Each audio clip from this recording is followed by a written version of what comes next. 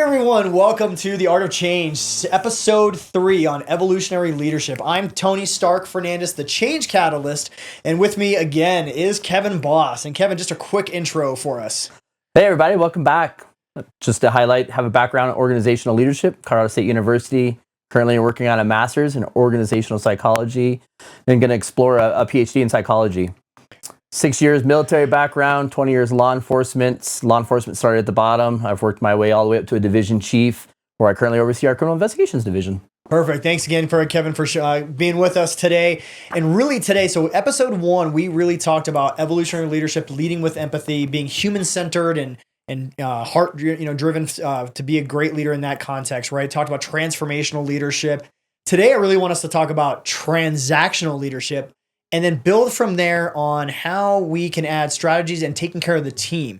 We'll talk about reward systems and things of that nature, but I really want to talk about this specifically because oftentimes when we start talking about taking care of the team, what we don't realize is sometimes we're fostering a team of competition, right? And some people really like competition, friendly competition, but most of the time, competition creates that toxic environment. And we that's the things we want to avoid, right? That doesn't mean we don't want to create reward systems, but maybe we need to look at how do we do those differently. So that's what we're going to dive into today. And so some key facts, data I want to hit here.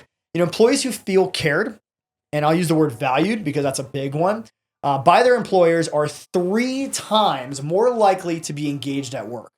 Why, Kevin? Let's talk about that fact. Why do you think they're 3 times more likely to be engaged at work just because they feel valued and cared for? Because they know they're a person. They know they're not a statistic. They're not a data point. They're not a number. They're a person who's contributing to that organization. But more importantly, is they're recognized as that person who's contributing. Beautiful. Let's take a step back. We see people who join the military, join law enforcement, firefighting, right? Mm-hmm. There's passion. They want to do this for a reason, right? And over time, sometimes that goes away, right? Or they forget why they joined in the first place. But same thing with a company. 9 times out of 10, you're going to work for a company because you do value what the organization is doing, the company is providing all those things. But when that goes away, right, what do we have left?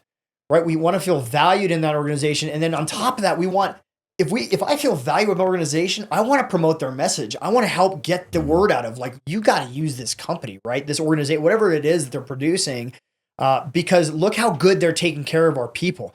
And this is how good they can take care of you as a consumer, right? Mm-hmm.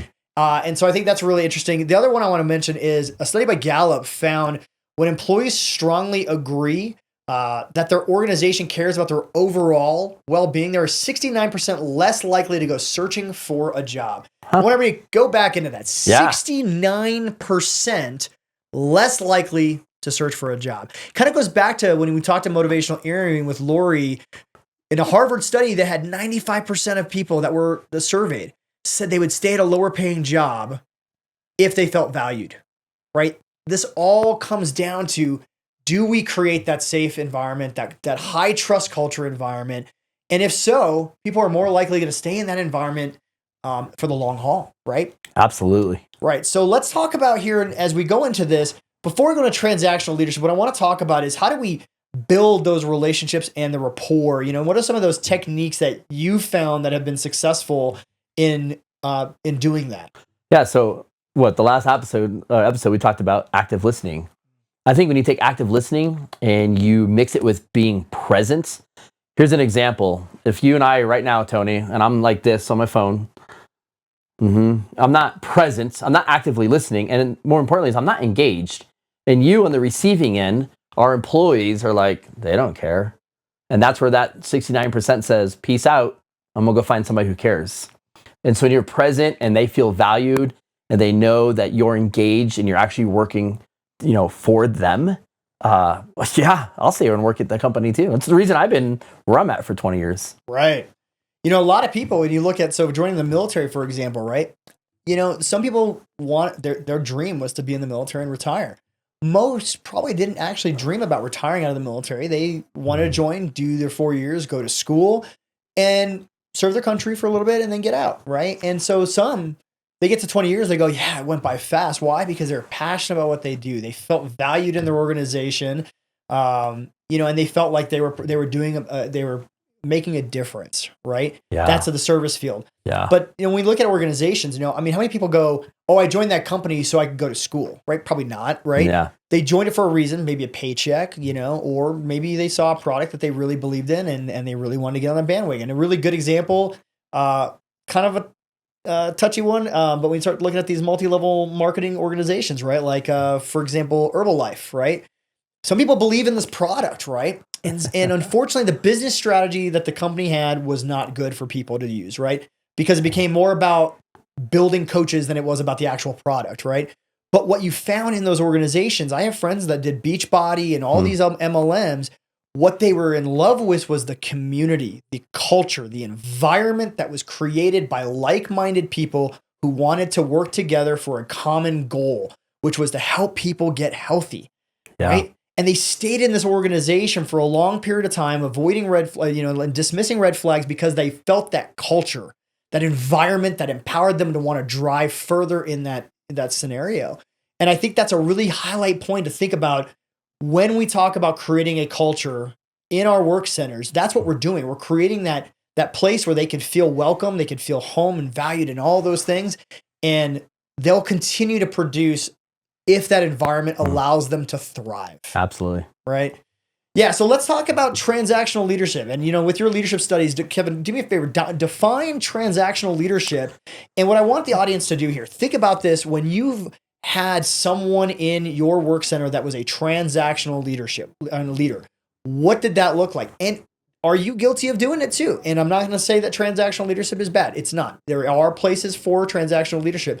But how often do we see leaders default to transactional leadership? So go for it in that description, Kev. Yeah, so think of transactional leadership is task-driven, task-oriented. And so when we focus on tasks, you're focusing on the accomplishment of something that had to be done, which really completely eliminates the person. It makes that person interchangeable if you think about it. Transactional means it doesn't matter if it's me, it's you, Tony, it's anybody who's watching right now. It's not about you doing it. It's about whether did it get done. And if it did, here's a reward. And if it didn't, maybe here's discipline. Transactional is really not person focused. It's almost like how many of you go to Target or Walmart? Like I shop at Target and I go to self-checkout. That's transactional. There's no interaction. I just want to pay for my items. It's really quick. Transactional is just about tasks. It's about hitting milestones. It's about hitting marks. And here's the thing, Tony. Transactional is a moving target. Never, because it's fine that you hit the milestone now, but now I know you can do it. I'm going to ask you to do a little more next time and a little more. And then when you can't do it, generally it leads to finding somebody else who can or will. And sadly, it breeds an unhealthy competition in your workplace. Oh, absolutely. Competition's good. Competition's fun. Hey, we play pickleball. I play with a couple coworkers and we'll go play pickleball. That's good competition and it's a workout. But it's not breaking down our teams. It's not breaking down the person and creating an unproductive resentment environment. Yeah. So like when we think of transactional, like one of the things I always think about is bonus systems, when we see bonus systems, at first sight, that carrot dangling, man, if I hit my sales this quarter, I'm going to get 10 grand, in a check at the end of it. Man, that's great. I could go put it, I can't remember what TV show it was. I'm going to go put it in a pool, that's great and all. However, that's not always the best way to reward people on good work. And on top of that, then it creates an environment of competition, like you mentioned. But on top of that, does it also, do you think, create an environment of hostility of how individuals feel towards that person? Maybe, 9 out of the 10, let's say the one, was rewarded, but 9 people were like, I worked harder than Billy. Like I should have been, gotten that. Yeah. And that creates that toxic environment that starts fueling that environment we didn't want in the first place, all because the first easy thing to do is provide a reward like a bonus. But what are some things that you think that we can incorporate? Like what do they, audience, think about this. What are some things you can do in your work center to reward individuals for doing well? That's not a transactional thing, or it's not going to necessarily have second or third order effects that might be, a little bit against the environment you're trying to create. Yeah, I think that's a great question you just asked. And I would encourage the audience to think, the last time you just say rewarded or celebrated an employee for something, was it done in a manner that was productive for the team or productive only for the person? And if so, imagine yourself as another member watching your coworker get celebrated for something. Was it creating a jealousy at that point, or were you also celebrating their victories, their whatever they overcame? That's transactional. Is the difference there versus celebrating like milestones? It's okay to be like, hey, this individual has never performed, and maybe not performed, but accomplished a new training, maybe, or a goal, maybe working with a certain customer. But it's okay to celebrate that in a conducive and constructive manner that encourages everybody to say, hey, good job, Kevin, way to go, good job, Tony, and creates that that sense of team versus an individual. Like if you did well and I'm part of your team, we did well because we're a team. Right. And I think one of the things I want to tackle here is often we tend to think as leaders that we are the ones that have to administer the reward. Yeah. Why can't we create a team that peers give rewards as well? Yep. So when we encourage each other, when we lift each other up, we see success. It becomes no longer about, I need to bring so-and-so down because I couldn't get to that level, or why don't we all raise each other to that level, right? Like, that's the hardest part for people, I think, sometimes to think about is, if I have a coworker that's crushing it, right? And yeah, I want to be the one praised too, right? We all want that gratification, but that's the transactional piece that we've now incorporated into our organization, into our teams. So, so one of the things I think about is the fact that what if we encourage a team of, hey, if you see so-and-so doing a great job today, let them know. Let's talk. And how we do that is right there. As the leader, you're telling your team in a gathering, let's do this together, right? Yeah. That's the transformation we're talking about. That's non-transactional and a reward system. You're encouraging your team to praise the team. Yeah. And that, to me, I think is going to be much more beneficial. And to be honest with you, if I have a coworker of mine that I know is crushing it, and they come to me and they go, Tony, man, awesome today. That was, whatever you did, blah, blah, blah. That was so fantastic. Yeah. Good job. I'm going to be like, holy crap, that's awesome. I didn't think I did anything special today, but so-and-so saw something out of that. Versus, your boss comes in and says, hey, good job today. I appreciate that TPS report. That looked really good. Right? And really, that's great and all, but yeah, I want my boss to be happy, but that's expected. Yep. But you don't always necessarily expect it from your partner, I would say partners, but your team members, right? Yeah. And so that I think is really crucial. But I also want to hit a really soft topic before we get to the end of the episode here, is talking about stress and burnout, because those are super crucial. They're inevitable to happen. And so number one, what do you think creates stress and burnout in an organization? And how do you think we can handle those when we see that in our work centers? Yeah. So stress and burnout are vitally important to recognize for the well-being of your employee and your organization. Because by taking care of your employee, you take care of your organization, you take care of your team. Sure. And you need to be able to have a relationship with your employees to be able to recognize that burnout. If I don't know you and I'm not able to recognize what's a normal pattern of behavior, what's a normal demeanor you have when you're in the office or you're out and about, the only way I can recognize that is first having a relationship. And then you look for patterns, and then you got to have a conversation. Like, it's okay to be burned out. Every employee is going to be burned out. I would ask every listener, think of a time when you were burned out and how'd you get through it? And who guided you through it? Did you self-guide and you struggled? Or did you have somebody come alongside you, coach you, mentor you, and walk in those times of struggle with you? And you've got to be able to, go grab that employee's hand, not physically, but you know what I mean? Go grab that employee and check in on them, find out what is causing that burnout, and then what can you do as a leader to remove some of those obstacles for them?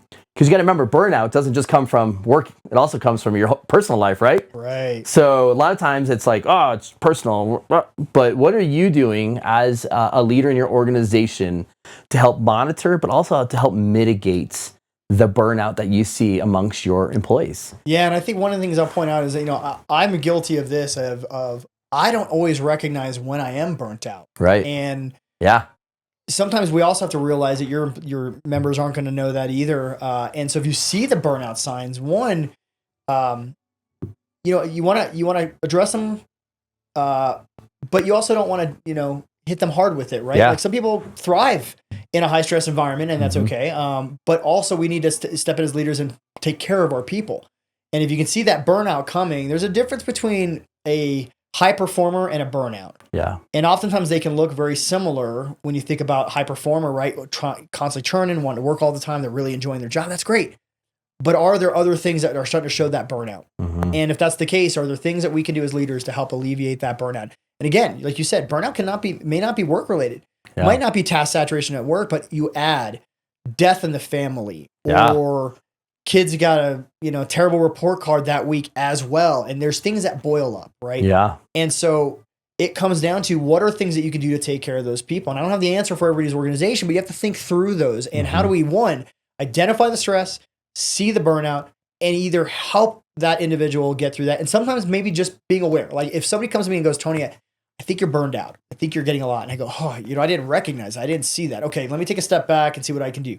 I often don't need somebody to help me through my burnout. I just need somebody to point out my burnout. Yes. And therefore I'm good. Yes. Right? And so I think that's really crucial that we need to make sure, number one, it's part of that leading with care is we don't need to overstep. Sometimes people just need to know. And then if they say, is there anything I can do to help you right now? Are you over task saturated? Oh, no, boss. I'm good on my task. I just got so much going on with home and here, blah, blah, blah. It could be something as simple as, why don't you take half the day off today? Your work has been great. Just take half the day off. Go deal with that stuff that you got to deal with. Tomorrow's a new day. We'll conquer this stuff tomorrow. If you can get away, if your organization can handle that person being gone for that half day so that they can just go take care of themselves, that's an easy reward system. And I'm not saying time off is always the solution, but you just got to think through these different reward systems. And again, that's not necessarily a reward system because I always think of reward as transactional, right? That's transformational though. It is transformational, right? And so it's understanding how to adapt, just seeing what your person needs. Maybe they are just like, I haven't gotten to see my kids this week, and it's just been tough because I've been really long hours. Plus, I've been hitting traffic really badly. Well, typically you get out at 4. Why don't you leave at 2:30 today so you can go pick up your daughter from school so you can get some of that time together, right? Boom. Yeah. Can I help you with that task? Yeah. Like, hey, let's work on that as a team. I just need an extra hand. Like you said, there's ways to reward and alleviate or share that burden. Yeah, 100%. And that burnout starts to come down.